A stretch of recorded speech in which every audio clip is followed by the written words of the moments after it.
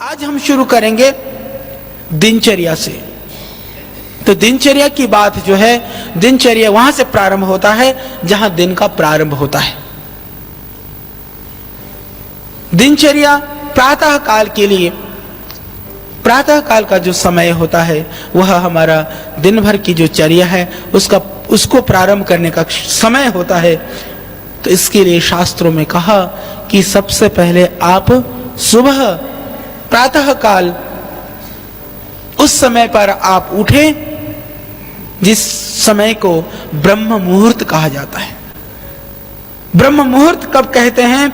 ब्राह्मे मुहूर्त उत्तिष्ठेत स्वस्थो रक्षार्थम आयुषः ब्राह्मे मुहूर्त याद निद्रा सा पुण्य क्षय कारिणी। कि यदि तुम अपने आप को ठीक रखना चाहते हो तो सुबह सुबह उठ जाना, नहीं तो ब्रह्म के काल पर, प्रातः काल पर जो निद्रा होती है वो कैसी होती है?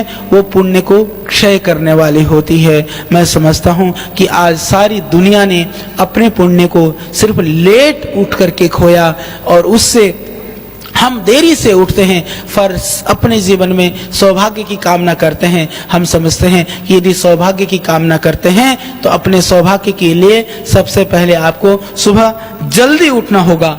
तो ब्रह्म मुहूर्त क्या है? ब्रह्म मुहूर्त के लिए भी ऋषियों ने हर चीज को बहुत बारीकी से हमें समझाया है। कई लोग कहते हैं ब्रह्म मुहूर्त क्या है? बोले ब्रह्म मुहूर्त तब है जब नींद खुल जाए, और तुम्हारी नींद तो नहीं खुलती 10 बजे भी, तो वह ब्रह्म मुहूर्त नहीं है। ब्रह्म मुहूर्त के लिए कहा रात्रे पश्चिमायामस्य मुहूर्तो यस तृतीयकः स ब्रह्म इति विज्ञेयो विहित सह प्रबोधने। रात्रि का अंतिम प्रहर लगभग 4 साढ़े 4 बजे का जो समय होता है वो रात्रि का तृतीय प्रहर है, अंतिम प्रहर है। उस समय उठने को ब्रह्म मुहूर्त कहा गया। तो जितने भी योगी हैं, जितने भी योग का अनुष्ठान करने वाले हैं या जितने भी साधक हैं, आपने सुना होगा कि सभी लोग प्रातः काल उठते थे। कोई ऐसा इतिहास नहीं मिलता है कि भगवान राम 9-10 बजे तक सोते थे और कृष्ण जो है 12 बजे तक। मैंने किसी से पूछा, पीछे एक रोगी आई, उसको बड़ी विचित्र बीमारी थी, एक बहन थी, लड़की थी। हमने पूछा कि वो माँ कहने लगी जी ये तो ठीक ही नहीं हो रही है, काफी परेशान थी। मैंने उससे पूछा कितने बजे उठते हो? कहने लगी 12 बजे उठती हूं। 12 बजे? मैंने सोचा रात के 12 बजे, ये तो थोड़े जल्दी है, 3-4 बजे तक। बोले नहीं, रात के 12 बजे नहीं, दिन के 12 बजे मैं उठती हूं। मैंने ऐसे ऐसे लोग देखे, मुझे समझ में नहीं आता है कि वो सोते, नींद आती कैसे है। फिर मैंने कहा सोते कब हो? बोले जी 1-2 बजे सोते हैं। हमने कहा क्या करते हो? बोले टीवी देखते हैं, चैनल बदलते रहते हैं। बोले और कुछ नहीं तो बैठ करके गप मारते हैं। तो यदि आप देखिए दुनिया के अंदर आप पैसा कमाते हैं, आप व्यापार करते हैं, आप सर्विस करते हैं, आप कुछ भी करते हैं, तो परंतु सबके पीछे शरीर माध्यम खलु धर्म साधनम, कि शरीर है तो दुनिया के सब कुछ हमारे लिए हैं। तो इसको ठीक रखना है तो सुबह जल्दी उठना होगा। सुबह जल्दी उठने के लिए रात को जल्दी भी सोना होगा। तो सभी लोग रात्रि को जल्दी सोने की आदत डालें। और ये दुनिया में ये नया फैशन, दुनिया में हमेशा ना कई चीजों का नया फैशन शुरू होता है।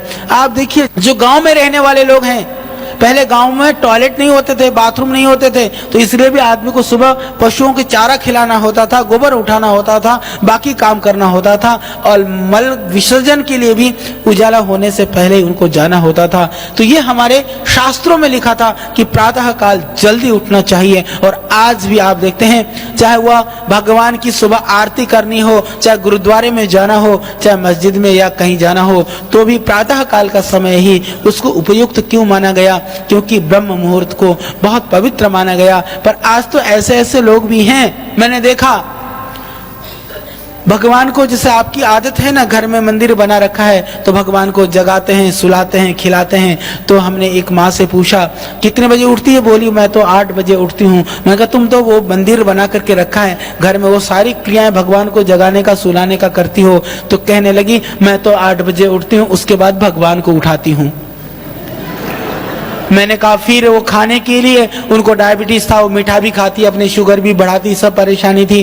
मैंने कहा भोग क्या लगाती हो? बोले जो मैं मेरे को पसंद है ना वही मैं भगवान को खिलाती हूँ।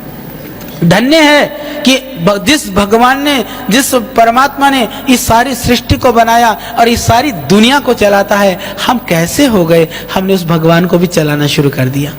हमारा बस चले तो हम उसको उठने ही ना दें। तो ये बहुत हम सोचें, विचार करें कि ये सत्य बात है, ये लाखों परिवारों की स्थिति है। जब आप उठते हैं, आप उठोगे नहीं तो अपने घर के भगवान को कैसे उठाओगे? तो मेरे भैया, घर के भगवान, जो हमारा हृदय में जो स्थित भगवान है, जो हमारे देह में स्थित जो परमात्मा है, उसको आप यदि आप सोते रहोगे तो वो जागृत नहीं होगा, और सोया हुआ देव वो आपका भला कभी नहीं कर सकता। यदि परमात्मा से अपना कल्याण चाहते हो तो स्वयं जागृत हो जाओ, स्वयं चेतन हो जाओ, क्योंकि परमात्मा भी उसका ही सहयोग करते हैं जो अपना सहयोग स्वयं करने के लिए इच्छुक होता है।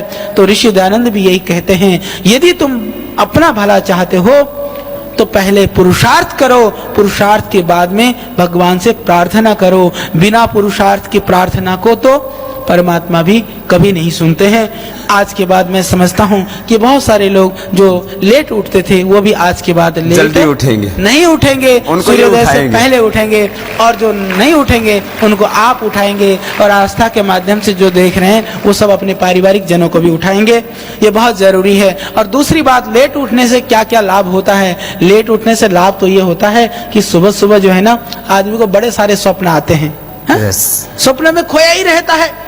विविध तरह के लोग कहते हैं कि बोले जी मैं तो कहाँ जा रहा था, और उठा दें, कहीं को जगा दें, हिला दें, तो सुबह कहते हैं बोले कितना अच्छा स्वप्न देख रहा था, क्यों खराब कर दिया? मेरे भाई, स्वप्न नहीं देखना है, जागृत में उसको साक्षात करना है। और जितनी भी बीमारियां हैं, जितने भी जो पुरुष को प्रमेह होता है, लेडीज को जो प्रदर होता है, लिकोरिया की जो प्रॉब्लम है, और जेंट्स की जो यौन जो विकृतियां हैं, उसका 99% कारण है लेट तक सोना। डिप्रेशन, स्ट्रेस और देर तक सोना।